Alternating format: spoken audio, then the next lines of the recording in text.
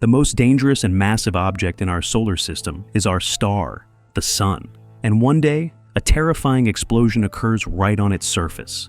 The intensity of that explosion was so extreme that a massive solar storm spread throughout the entire solar system. Because of this deadly solar flare, Earth gets absolutely devastated. So, today we're going to see how humanity starts their fight for survival after this massive catastrophe. Right at the beginning of the story, we learn that before the world went to hell, this guy named Jake was the world's greatest treasure hunter. No matter how old an item was, or if it had been lost for years, Jake would always find a way to track it down. Plus, he loved hunting for treasure underwater more than anything else. He operates strictly on his own terms. He absolutely hates dancing to someone else's tune. Then one day, that terrifying solar flare wipes out all technology across the entire globe. In a single instant, everything that ran on electricity gets fried. This causes millions of people to lose their jobs. Chaos erupts everywhere, and the governments of major nations collapse. In various places, wealthy individuals start reigning like kings because they have enough guns and plenty of people willing to use them. Slowly, people in the big cities literally start starving to death. Aside from a few extremely valuable items, having money becomes completely meaningless. Due to the solar flare, radiation spreads everywhere, causing all sorts of diseases to break out. Since there were no cures for them, hospitals gradually shut down. On top of that, the machines used to manufacture medicine had already been destroyed. 6 years after this event, we see Jake in England. He's still working as a treasure hunter. He moves into an area very cautiously. He observes his surroundings closely for a while, then enters a hotel and climbs the stairs all the way up to the penthouse. There was a huge bookshelf there which he examines very carefully, and sure enough, he discovers a secret room behind it. Jake immediately plants some small explosives and blows that steel door right off its hinges. Inside, there's a safe that requires a keypad and a password to open. Jake examines the fingerprints on the keypad keys, writes down all the letters in his notebook, and after analyzing them in different ways, he figures out the correct password. Once the safe opens, he finds some old music records. He plays the specific record titled Password. As soon as the music starts playing, another secret compartment opens up. Jake then pulls out an incredibly expensive violin from inside. But right at that moment, some thugs dressed in police uniforms storm in and demand the violin from Jake. Jake flatly refuses and threatens them, saying, "If you take one step closer, not a single one of you is making it out of here alive." But the thugs attack him anyway. Jake immediately starts firing and takes them down one by one. Jake throws a blade at one of the thugs trying to flee, but the leader of the gang manages to catch it. That's when Jake cheekily flips him the middle finger and waves, "Bye-bye." Instantly, a bomb hidden inside that blade detonates. The poor gang leader dies right on the spot. A little while after the fight, Jake heads to a massive palace that has now been converted into a factory. There were plenty of guards around. He hands the violin over to the assistant of a local warlord. The assistant then tells him that King August wants to assign him another job. Jake finds it pretty weird that this warlord is going around calling himself king. Anyway, he refuses the job because it would require him to cross the ocean to another country, and no one has any clue what the situation is like over there. When August finds out that Jake turned down the job, he tells his assistant, make him an offer he can't refuse. After that, Jake returns home. He has a broken boat there, and he's rigged the place with all kinds of traps so that anyone trying to sneak in would get caught immediately. On top of that, Jake has a pet dog. He feeds the dog and then checks the payment he brought back with him. The payment consisted of a little bit of food, some supplies, and a record. He plays the record, eats his food, has a drink, and eventually falls asleep. That night, he dreams that he's traveling the world on a brand new boat. And now, early in the morning, he suddenly wakes up after hearing a noise. He goes outside and sees a soldier hanging upside down, caught in one of his traps. The soldier tells him, "The king wants to see you. That's the only reason I came here." Hearing this, Jake gets him down from the trap and heads straight to meet the king. Inside a warehouse, August was waiting for Jake with his soldiers. As soon as Jake arrives, August tells him, "Look, you're not the first one. I've tried to get this job done with a lot of people, but nobody else has the knack for finding old artifacts like you do." He goes on to say, "I'm trying to build a new system so we can bring some normalcy back to the world." But Jake still doesn't show any interest in taking the job.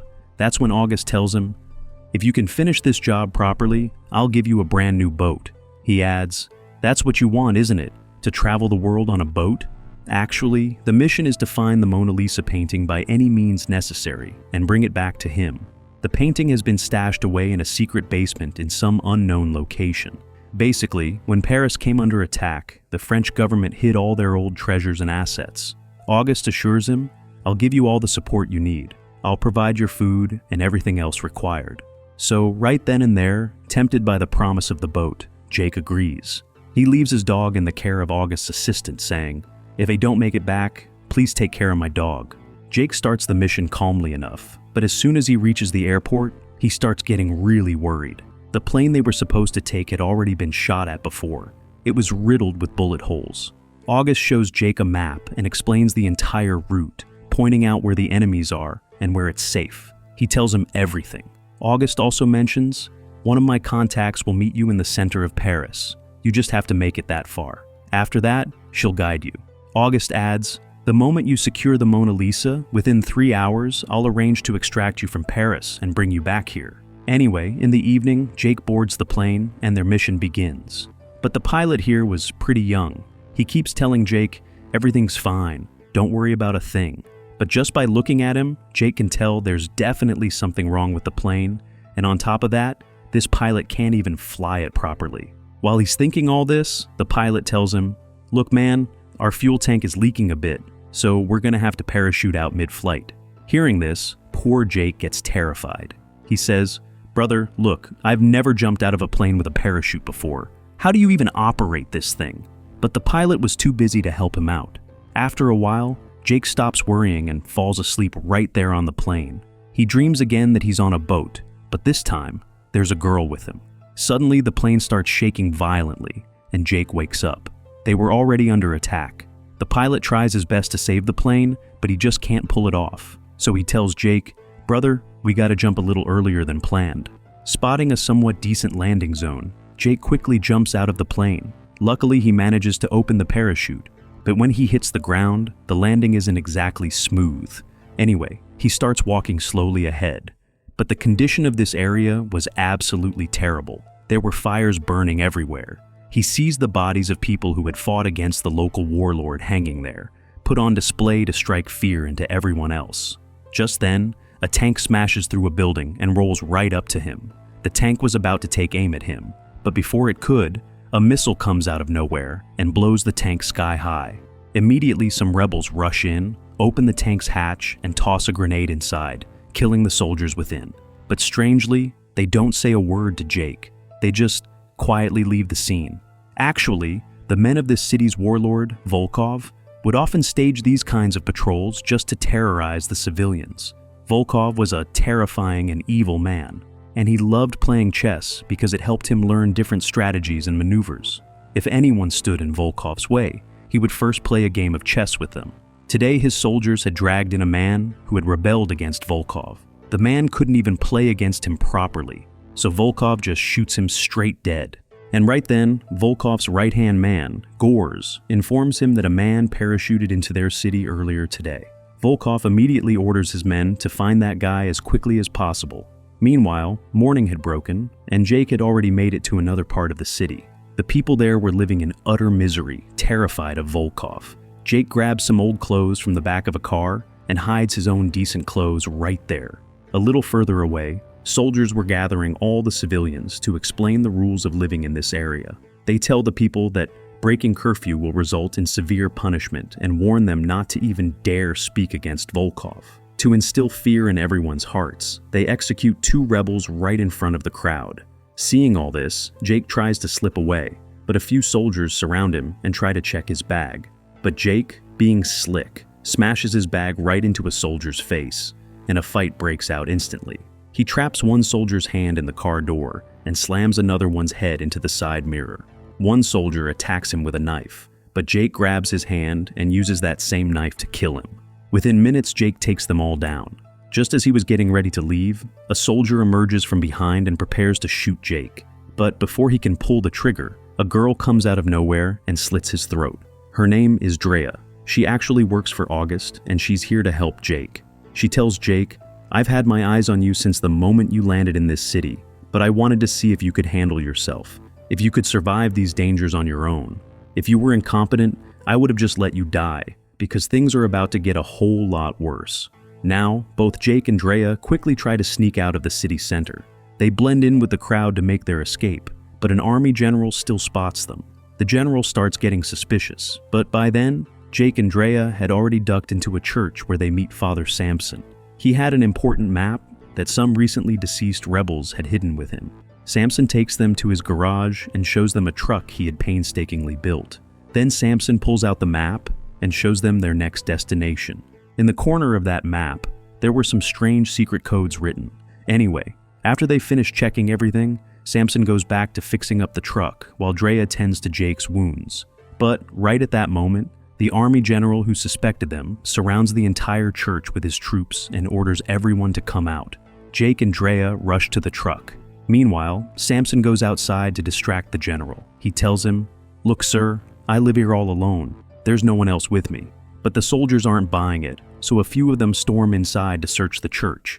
Suddenly outside, Samson pulls out his own gun and shoots the general in the hand.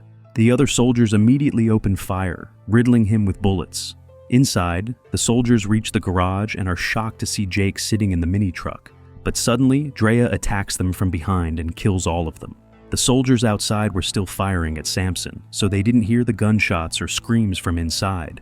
But the moment Jake starts the mini-truck, the radio starts blasting loudly and the soldiers outside hear the noise. The general immediately signals to attack the church. Instantly, a tank starts shelling the building. But at the very last second, Jake and Drea smash through the garage door with the truck and speed out. The soldiers fire wildly, but the bullets can't penetrate the truck at all. Jake drives the mini-truck up a ramp, jumps right over the tank, and escapes. However, some of Volkov's soldiers start chasing them on bikes. Soon they reach a checkpoint. The guards there start firing at them too. But Jake had already realized that this mini-truck was actually bulletproof. So instead of stopping, he jumps the truck right over the roadblock and keeps going. And now, another vehicle packed with even more soldiers pulls up on the next street. So, Jake swerves and drives straight inside a building. From a distance, the tank fires a shell at them, but it misses the mark completely. Instead, it hits that other car full of soldiers. The car explodes instantly and the blast knocks out a bunch of the bikers nearby. Jake takes a sharp, dangerous turn and manages to escape the explosion just in time. Drea yells, "To survive! We gotta get into the tunnel!" So, the two of them speed into the tunnel as fast as they can. But by then, two bikers had already entered the tunnel to chase them down. As they're about to exit the other side, yet another tank rolls up right in front of them. The tank opens fire immediately, but Jake swerves the truck out of the way at the very last second. The cat and mouse chase kicks off again, and now soldiers are surrounding them from all sides. In the middle of all this chaos, Drea suddenly pulls the pin on a grenade and tosses it, taking out the bikers. But there was still a car tailing them close behind. The tank fires at them again, but Jake ramps the truck into the air. Once again, the tank's shell misses them and goes straight into the enemy car instead. Finally, Jake and Drea manage to escape the chaos alive. Later that night, the two of them stop at a spot to get some rest. Jake asks Drea, "Seriously, why are so many people trying to kill us over just one painting? I get it, the painting is famous and expensive, but does it really make sense for a warlord to send his entire army after us just for that?" Drea tells him, "Look, the painting is just a cover. We actually need to find a specific vault before Volkov does. We can't let that vault fall into his hands at any cost. It's stocked with high-tech weapons that the rebels could use. We definitely can't let a monster like Volkov get his hands on that kind of firepower." She also adds, "By the way, I know about your dream. You dream every day about sailing the world on a boat." While saying this, she makes a small paper boat and gives it to Jake as a good luck charm. Anyway, the next day, Volkov heads out on his private train to hunt for the vault. The army general comes in and reports that there were only 2 people, yet they managed to defeat his entire team and escape. Hearing this, Volkov gets furious at the general's incompetence and shoots him dead on the spot. Meanwhile, Jake and Drea arrive at an old building where the vault was supposed to be. But seeing something there, Drea gets absolutely terrified. This area was completely controlled by the rats. The rats were basically prisoners who had been locked up for a very long time. Over the years, These prisoners had become so ferociously violent that when they ran out of food, they started eating humans. And now, they catch any human they can find, kill them, and eat them. Anyway, amidst this conversation, they notice that someone has set a fire to attack them, meaning they are being followed. So, to save themselves, they run inside a room. Inside, Jake sees blood smeared all over the walls. He also notices that the vault is open, and by then, it had already been emptied. Smelling the gunpowder, Jake realizes that this vault was blown open just a short while ago, and everything inside was moved out very safely. Meanwhile, outside, those man-eating rats were rushing towards them. Drea and Jake sprint up to the second floor of the building. There were tons of bullet casings scattered everywhere. Jake calculates that the people here had fought to the very last breath to protect this vault. Moving into the main office, they find an old cabinet with a fake wall behind it. Hidden inside that wall was a notebook with something written in French. Since Jake didn't know French, Drea translates the notes into English for him.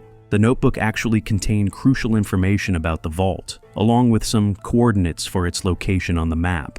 But Jake gets a little suspicious about those coordinates. He says, "The people here fought like hell and probably died to protect that vault. There is no way they would just leave the details about the vault lying around so easily. It's impossible." So Jake tries to use the map himself to figure out the real location. But by then, the rats had already broken into the building. Drea urges, "We gotta get out of here as fast as possible." But Jake insists, "We're not leaving until I figure out the right location from this map."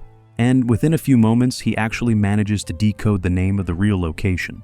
The name of that place was Centerhof. Drea immediately points out, "Hey, Centerhof is the name of a famous palace." She points the location out to Jake on the map.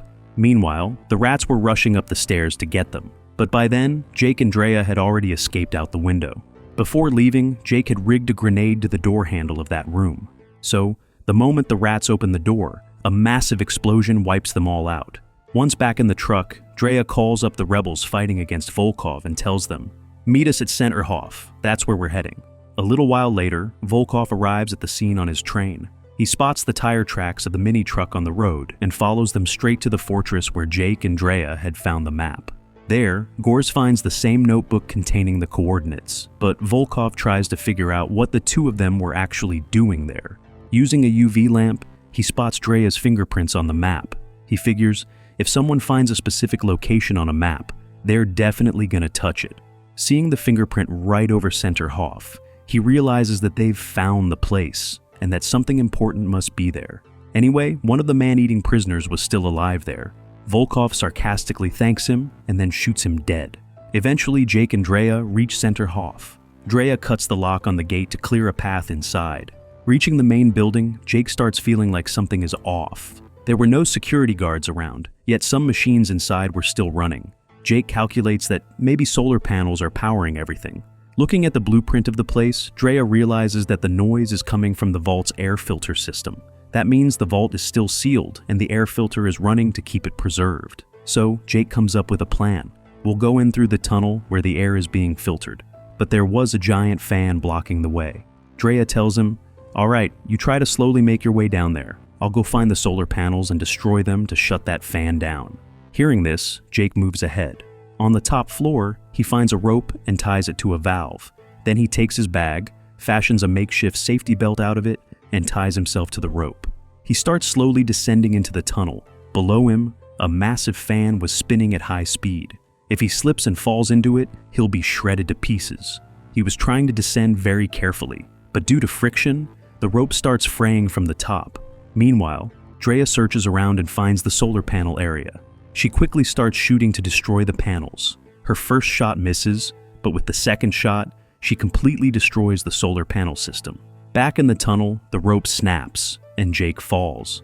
But luckily, right at that moment, the fan stops spinning. He barely survives this time, all thanks to Drea destroying the solar panels just in the nick of time. After landing, Jake realizes the entire duct is filled with water. He takes a deep breath and swims with all his might to get through the duct. He manages to reach the exit route, but the door leading out was jammed shut. Jake tries desperately to break it open. With immense effort, he finally smashes the door and bursts out. Now, Jake is fully inside the vault. He opens the door from the inside so Drea can enter as well. Inside the vault, they finally find the Mona Lisa. But it wasn't a painting at all. It was actually a nuclear bomb with the Mona Lisa painted on it. Jake is completely shocked to see this. But Drea actually knew about it all along. She tells him, "Look, I knew about this from the start. I just didn't think it was necessary to tell you, because if you knew, you might not have taken the job." She also reveals, when America dropped the bomb on Japan, they saved one more bomb to drop on Russia. And this is the last remaining nuclear bomb on Earth. August claims he only wants to recover the bomb, not use it. He insists his only goal is to keep it out of the hands of monsters like Volkov, because if guys like Volkov get that bomb, they'll definitely detonate it. But Jake pushes back, telling Drea, "Look, don't go singing August's praises just yet. No warlord is trustworthy, not Volkov, and definitely not August." He adds that fighting Volkov is pointless since he's too powerful and will inevitably win. Just then, some rebels show up to back Drea up, but Jake decides he's done. He tells them, "Fine, you guys handle the rest. I'm out. I don't want any part of this anymore." With that, he hops into the truck and drives off, leaving them behind. A little later, Volkov's train pulls up to Center Hof. His soldiers immediately open fire, spraying bullets everywhere. The rebels try their best to hold the line, but the soldiers wipe them all out. Gores fires a missile and destroys the truck that was supposed to transport the bomb. Finally, Volkov grabs the key to the vault and loads the bomb onto his train. Meanwhile, as Jake is driving away, he stops for a second and notices the little paper boat Drea gave him. Seeing that changes his heart. He decides to help Drea after all, so he races back to the fortress. Unfortunately, by the time he gets there, bodies are scattered everywhere. But miraculously, Drea is still alive. Jake rushes to her and starts bandaging her wounds. Drea whispers, "You were right. There's no point. Volkov is going to win in the end." But seeing all this carnage, Jake has already made up his mind. He wants revenge. He tells her, "No way. I'm going to stop Volkov. We're going to hit him together, and we're going to blow that entire train sky high." Hearing this, Drea regains her courage. They plant bombs in different spots around the fortress. Just as they make it out, the bombs detonate, blowing the entire fortress to smithereens. By now, evening has set in. Because of the thick fog, Volkov's train was moving very slowly. This infuriates Volkov, so he just shoots the conductor dead. After that, the train starts speeding blindly through the fog. Meanwhile, Jake drives his truck onto a bridge overlooking the tracks. As Volkov's train passes underneath, Jake takes a leap of faith and lands right on top of it. He pries open a door and tosses a grenade inside, killing a bunch of guards before they even know what hit them. But a few were still standing, so Jake engages them in hand-to-hand combat. Eventually, he grabs a gun from one of them and finishes them all off. Hearing the gunfire, Gores rushes to the scene. A brutal fight breaks out between the two. Gores was incredibly strong, so it was a neck-and-neck battle. Gores shoves Jake, knocking him down right next to the bomb. But as Gores charges in for the kill, Jake lands a solid punch right to his groin. Just then, Volkov arrives from behind. Seeing Jake, he immediately starts shooting, but Jake thinks fast and pulls Gores in front of him as a human shield, so Gores takes all the bullets. Seizing the opportunity, Jake attacks Volkov. He stabs Volkov's hand with a compass and snatches the nuclear activation key. Meanwhile, Drea reaches the bridge ahead and plants explosives all over the structure. As soon as the train approaches, she blows the whole bridge up. Seeing the explosion, Jake immediately jumps off the train. Volkov tries to hit the brakes, but it's way too late. The train plunges straight into the ravine, causing a massive explosion. Watching this from a distance, Drea breaks down in tears, thinking Jake died in the blast. But suddenly, Jake walks up from behind and says, "Hey, what's wrong? Why are you crying?" Overjoyed, Drea hugs him tightly. Sometime later, back in England, Jake hands the nuclear activation key over to August. He tells him, "The bomb is lying at the bottom of a ravine. It can only be activated with this key." August says, "Then go bring the bomb back for me." But Jake flatly refuses. He makes it clear, saying, "Look, I'm done with missions." True to the agreement, he takes his brand new boat and sets sail. And this time, Drea is right there with him. They had fallen deeply in love with each other. At the very end of the story, we see August going to store the key in his safe. And right there inside, we see the real Mona Lisa painting, which he had with him all along. With this twist, today's story comes to an end. Let me know in the comments how you liked it. I'm signing off for today.